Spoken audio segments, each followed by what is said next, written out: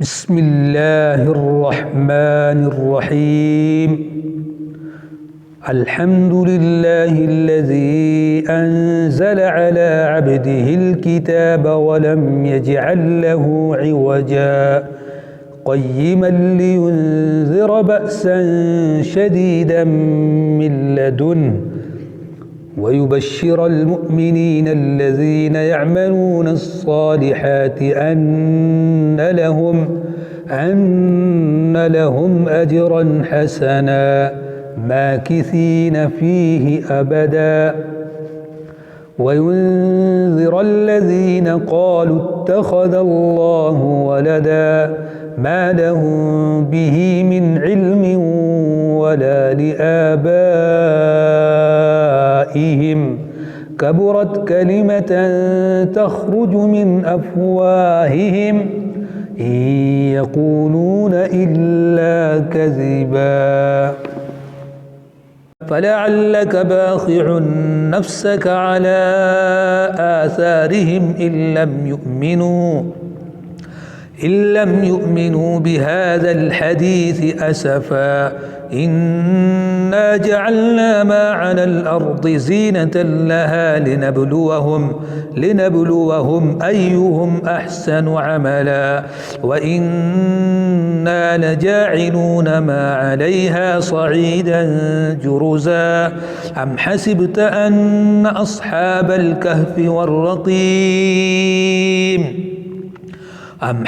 أن أصحاب الكهف والرقيم كانوا من آياتنا عجبا إذ أوى الفتية إلى الكهف فقالوا ربنا آتنا من لدنك رحمة وهيئ لنا من أمرنا رشدا فضربنا على آذانهم في الكهف سنين عددا ثم بعثناهم لنعلم أي الحزبين أحصى لما لبثوا أمدا نحن نقص عليك نبأهم بالحق إنهم فتية آمنوا بربهم وزدناهم هدى وربطنا على قلوبهم إذ قاموا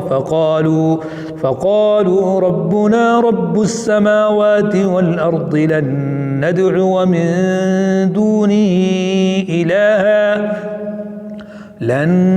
ندعو من دونه إلها لقد قلنا إذا شططا هؤلاء قومنا اتخذوا من دونه آلهة لولا يأتون عليهم بسلطان بين فمن أظلم ممن افترى على الله كذبا وإذ اعتزلتموهم وما يعبدون إلا الله فأووا إلى الكهف ينشر لكم ربكم من رحمته ويهيئ لكم من أمركم مرفقا وترى الشمس إذا طلعت تزاور عن كهفهم ذات اليمين وإذا غربت تقرضهم ذات الشمال وهم في فجوة منه ذلك من آيات الله من يهد الله فهو المهتد ومن يضلل فلن تجد له وليا مرشدا وتحسبهم أيقاظا وهم رقود ونقلبهم ذات اليمين وذات الشمال وكلبهم باسط ذراعيه بالوصيد لو اطلعت عليهم لوليت منهم فرارا ولملئت منهم رعبا وكذلك بعثناهم ليتساءلوا بينهم قال قائل منهم كم لبثتم قالوا لبثنا يوما أو بعض يوم قالوا ربكم أعلم بما لبثتم فبعثوا أحدكم بورقكم هذه إلى المدينة فلينظر أيها أزكى طعاما فليأتكم برزق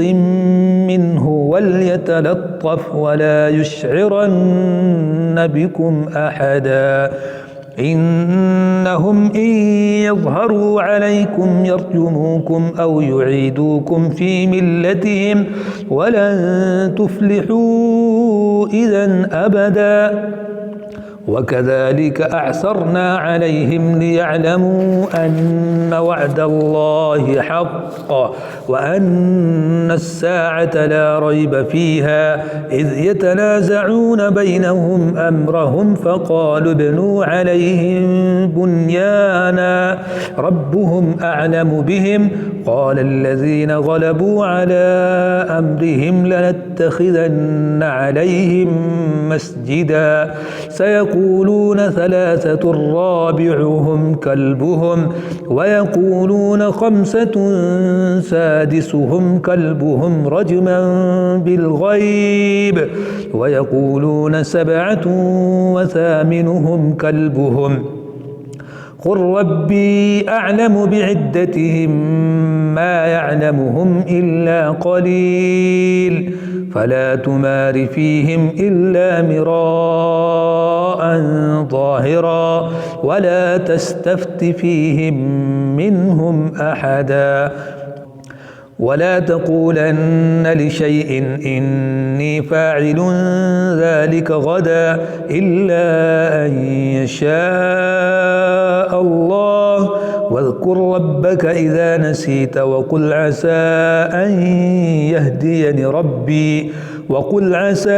أن يهديني ربي لأقرب من هذا رشدا ولبثوا في كهفهم 300 سنين وازدادوا 9 قل الله أعلم بما لبثوا له غيب السماوات والأرض أبصر به وأسمع ما لهم من دونه من ولي ولا يشرك في حكمه أحدا واتل ما أوحي إليك من كتاب ربك لا مبدل لكلماته ولن تجد من دونه ملتحدا واصبر نفسك مع الذين يدعون ربهم بالغداة والعشي يريدون وجهه ولا تعد عيناك عنهم تريد زينة الحياة الدنيا ولا تطع من أغفلنا قلبه عن ذكرنا واتبع هواه وكان أمره فرطا وقل الحق من ربكم فمن شاء فليؤمن ومن شاء فليكفر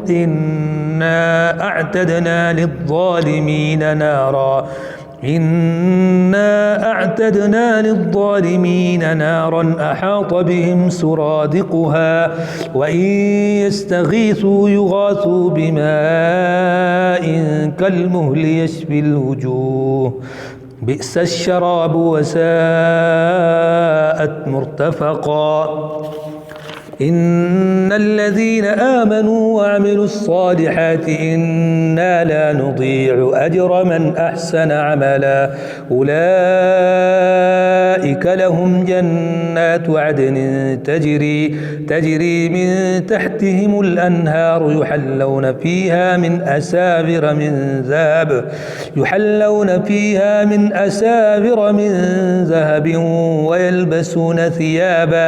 ويلبسون ثيابا خضرا من سندس واستبرق متكئين فيها على الأرائك نعم الثواب وحسنت مرتفقا واضرب لهم مثل الرجلين جعلنا لأحدهما جنتين من أعناب وحففناهما بنخل وجعلنا بينهما زرعا كلتا الجنتين آتت أكلها ولم تظلم منه شيئا وفجرنا خلالهما نهرا وكان له ثمر فقال لصاحبه وهو يحاوره أنا أكثر منك مالا وأعز نفرا ودخل جنته وهو ظالم لنفسه قال ما أظن أن تبيد هذه أبدا وما أظن الساعة قائمة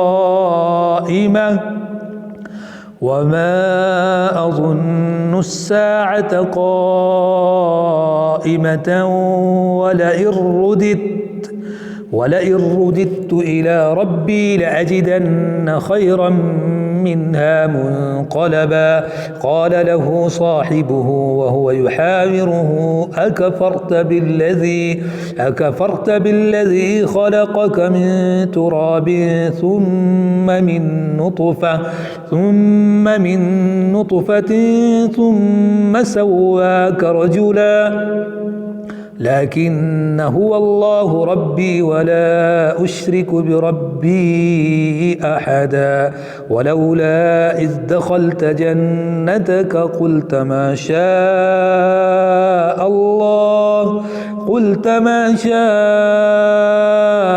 الله لا قوة إلا بالله إن ترني أنا أقل منك مالا وولدا فعسى ربي أن يؤتيني خيرا من جنتك ويرسل عليها حسبانا من السماء فتصبح صعيدا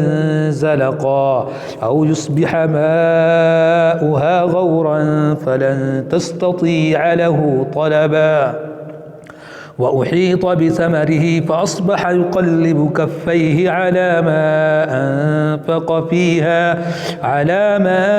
أنفق فيها وهي خاوية على عروشها ويقول يا ليتني لم أشرك بربي أحدا ولم تكن له فئة ينصرونه من دون الله وما كان منتصرا هنالك الولاية لله الحق هو خير ثوابا وخير عقبا واضرب لهم مثل الحياة الدنيا كماء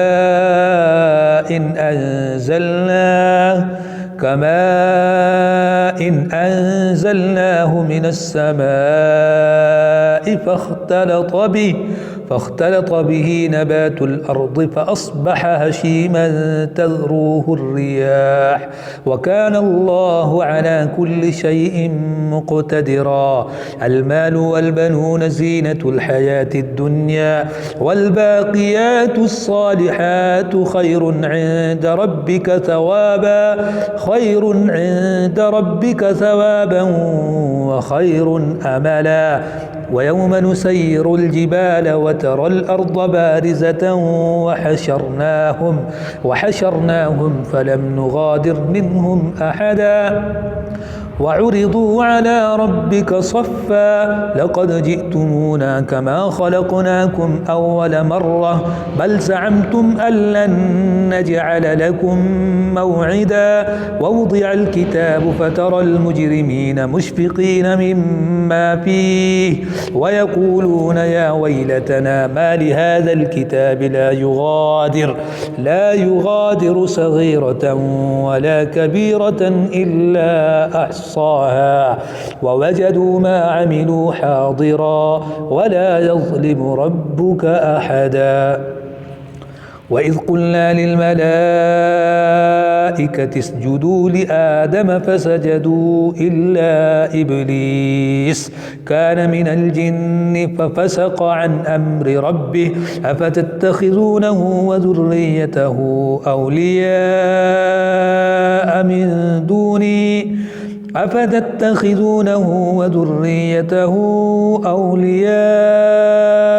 من دوني وهم لكم عدو بئس للظالمين بدلا ما أشهدتهم خلق السماوات والأرض ولا خلق أنفسهم وما كنت متخذ المضلين عضدا ويوم يقول نادوا شركائي الذين زعمتم فدعوهم فلم يستجيبوا لهم وجعلنا بينهم موبقا ورأى المجرمون النار فظنوا أنهم مواقعوها ولم يجدوا عنها مصرفا ولقد صرفنا في هذا القرآن للناس من كل مثل وكان الإنسان أكثر شيء جدلا وما منع الناس أن يؤمنوا إذ جاءهم الهدى ويستغفروا ربهم إلا أن تأتيهم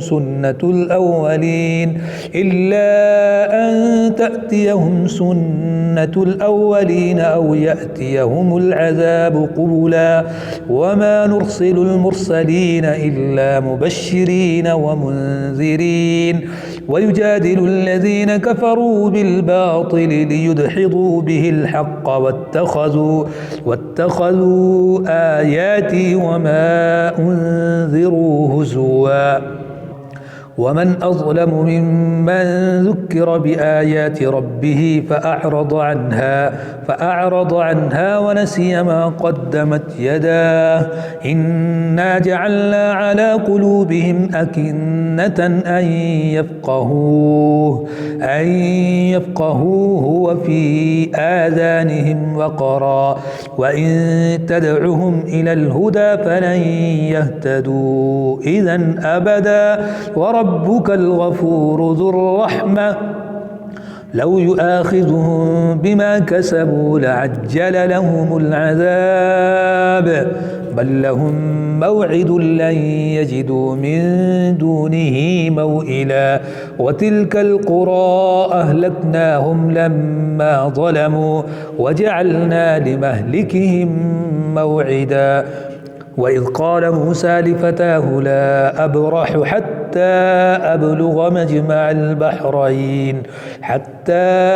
أبلغ مجمع البحرين أو أمضي حقبا فلما بلغا مجمع بينهما نسيا حوتهما فاتخذ سبيله في البحر سربا فلما جاوزا قال لفتاه آتنا غداءنا لقد لقينا من سفرنا هذا نصبا قال أرأيت إذ أوينا إلى الصخرة فإني نسيت الحوت وما أنسانيه إلا الشيطان أن أذكره واتخذ سبيله في البحر عجبا قال ذلك ما كنا نبغي فارتدا على آثارهما قصصا فوجدا عبدا من عبادنا آتيناه رحمة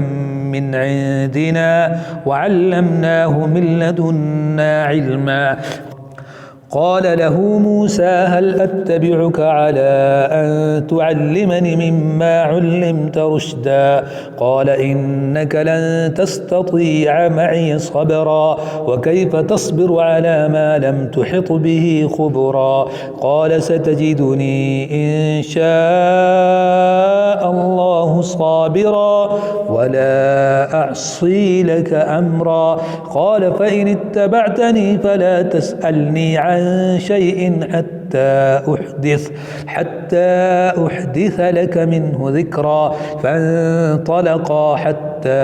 إذا ركبا في السفينة خرقها قال أخرقتها لتغرق أهلها لقد جئت شيئا إمرا قال ألم أقل إنك لن تستطيع معي صبرا قال لا تؤاخذني بما نسيت ولا ترهقني من أمري عسرا فانطلقا حتى إذا لقيا غلاما فقتله قال أقتلت نفسا زكية بغير نفس لقد جئت شيئا نكرا قال ألم أقل لك إنك لن تستطيع معي صبرا قال إن سألتك عن شيء بعدها فلا تصاحبني قد بلغت من لدني عذرا فانطلقا حتى إذا أتيا أهل قرية استطعما أهلها فأبوا أن يضيفوهما فوجدا فيها جدارا يريد أن ينقض فأقامه قال لو شئت لاتخذت عليه أجرا قال هذا فراق بيني وبينك سأنبئك بتأويل ما لم تستطع عليه صبرا أما السفينة فكانت لمساكين يعملون في البحر فأردت أن أعيبها وكان وراءهم ملك يأخذ كل سفينة غصبا وأما الغلام فكان أبواه مؤمنين فخشينا أن يرهقهما طغيانا وكفرا فأردنا أن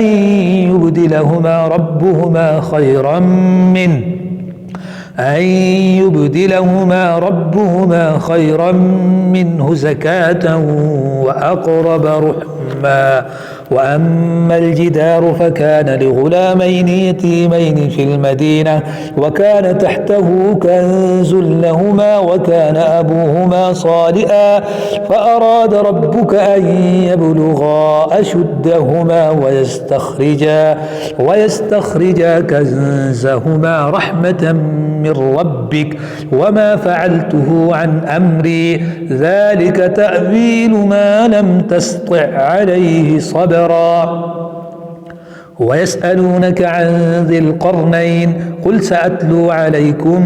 منه ذكرا إنا مكنا له في الأرض وآتيناه من كل شيء سببا فأتبع سببا حتى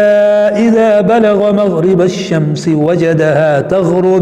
وجدها تغرب في عين حمئة ووجد عندها قوما قلنا يا ذا القرنين إما أن تعذب وإما أن تتخذ فيهم حسنا قال أما من ظلم فسوف نعذبه ثم يرد إلى ربه فيعذبه عذابا نكرا وأما من آمن وعمل صالحا فله جزاء الحسنى وسنقول له من أمرنا يسرا ثم أتبع سببا حتى إذا بلغ مطلع الشمس وجدها تطلع على قوم لم نجعل لهم من دونها سترا كذلك وقد أحطنا بما لديه خبرا ثم أتبع سببا حتى إذا بلغ بين السدين وجد من دونهما قوما لا يكادون يفقهون قولا قالوا يا ذا القرنين إن يأجوج ومأجوج مفسدون في الأرض فهل نجعل لك خرجا على أن تجعل بيننا وبينهم سدا قال ما مكني فيه ربي خير فأعينوني بقوة أجعل بينكم وبينهم ردما آتوني زبر الحديد حتى إذا ساوى بين الصدفين قال انفخوا حتى إذا جعله نارا قال آتوني أفرغ عليه قطرا فما استطاعوا أن يظهروه وما استطاعوا له نقبا قال هذا رحمة من ربي فإذا جاء وعد ربي جعله دكا وكان وعد ربي حقا وتركنا بعضهم يومئذ يموج في بعض ونفخ في الصور فجمعناهم جمعا وعرضنا جهنم يومئذ للكافرين عرضا الذين كانت أعينهم في غطاء عن ذكري وكانوا لا يستطيعون سمعا أفحسب الذين كفروا أن يتخذوا عبادي من دوني أولياء إنا أعتدنا جهنم للكافرين نزلا قل هل ننبئكم بالأخسرين أعمالا الذين ضل سعيهم في الحياة الدنيا وهم يحسبون أنهم يحسنون صنعا أولئك الذين كفروا بآيات ربهم ولقائه فحبطت أعمالهم فلا نقيم لهم يوم القيامة وزنا ذلك جزاؤهم جهنم بما كفروا واتخذوا آياتي ورسلي هزوا إن الذين آمنوا وعملوا الصالحات كانت لهم جنات الفردوس نزلا خالدين فيها لا يبغون عنها حولا قل لو كان البحر مدادا لكلمات ربي لنفد البحر قبل أن تنفد كلمات ربي ولو جئنا بمثله مددا قل إنما أنا بشر مثلكم يوحى إلي أنما إلهكم إله واحد فمن كان يرجو لقاء ربه فليعمل عملا صالحا ولا يشرك بعبادة ربه أحدا.